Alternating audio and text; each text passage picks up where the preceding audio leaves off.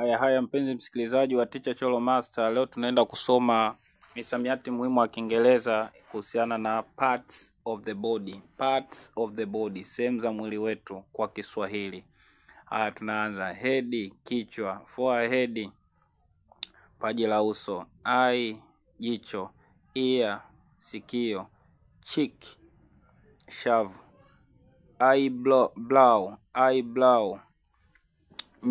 nose, pua. Mouth, mdomo. Chin, kidevu. Neck, shingo. Shoulder, bega. Chest, kifua. Elbow, kiwiko. Waist, kiuno. Arm, sehemu ya chini ya mkono. Hand, mkono. Hip, nyonga. Finger, vidole. Thigh, paja. Knee, goti. Calf, kigimbi. Shin, ugoko. Heel, unyayo. Ankle.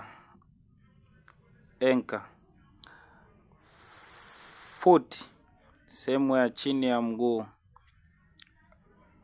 Ankle, uvungo wa mguu. Toe, kucha. Ball, sehemu ya chini kwenye unyayo. Hizo ndio sehemu za mwili. Mpenzi msikilizaji, usahau kunifollow, kusubscribe, kulike, kushare na kucomment ili tupate mafunzo zaidi. Bye.